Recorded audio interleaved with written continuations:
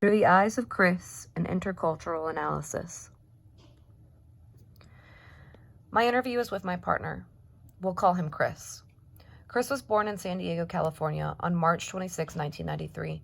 His mother was born in Los Angeles, and his father was born in Lima, Peru.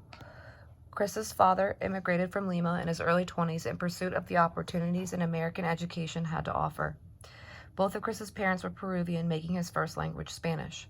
Chris is the oldest of 3 children. An interesting fact I learned is that in Latin culture, it is traditional to name the firstborn son after his father. Despite Chris's mother being an American citizen, Octavio, Chris's father, pushed for an English name in fear he would be treated as an outsider had they named Chris after him. Octavio knew he would receive backlash from his family back in Peru, but he wanted to ensure that Chris would have every advantage he possibly could in this American capitalist society. And ultimately, he did. Wealth and privilege are not often words associated with immigrants in the United States. Unlike most that immigrate here, Chris's father lived a cushy lifestyle in Peru. Chris's grandfather owned a chemical company, and another one of his relatives was once the president. Despite the family wealth, Octavio wanted to leave it all behind and make a name for himself in America.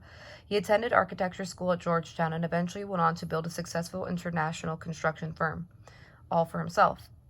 After years of his father's hard work and determination to achieve the American dream, it eventually paid off, and Chris too was able to live a cushy lifestyle fueled with privilege. Chris grew up in a predominantly white, middle to upper class neighborhood.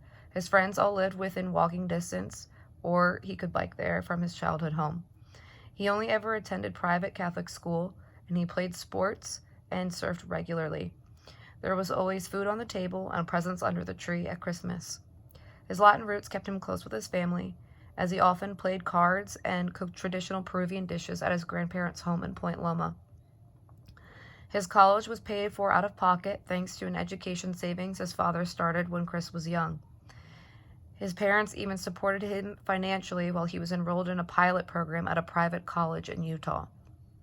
For Chris, all of these things were simply his way of life. They are what shaped his reality. It was his culture. But it's important to note that throughout the interview, I realized it was not always obvious to him the privilege that was associated with his upbringing.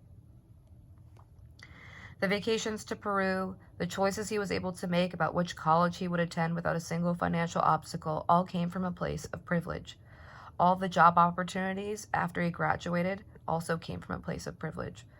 Privilege associated with wealth, privilege associated with access to resources like adequate health care, despite his life-threatening blood disease he's had since he was a child. Privilege associated with being a half-white, half-Hispanic, cisgender male. Throughout this course, we have been learning about culture and power. My understanding of power is that it manifests through dominance, privileges, and most importantly, those who control the narrative. Chris's upbringing was fueled with privilege, mostly due to his financial security. In many ways, he was able to control his own narrative, despite being a little more brown than most and being able to speak Spanish. He still often reaps the benefits associated with being a cisgender male in America's patriarchal society.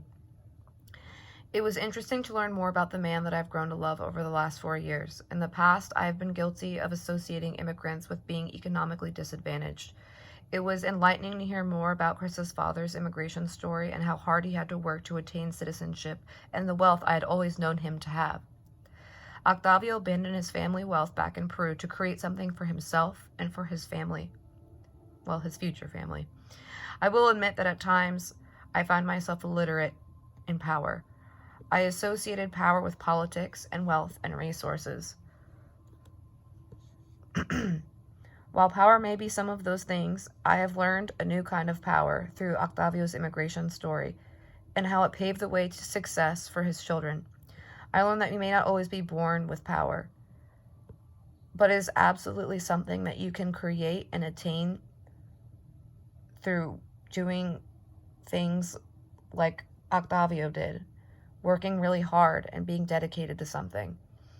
My partner was able to live a much more privileged lifestyle than most children with immigrant parents. And I think he and I are both very lucky to have his father in our lives.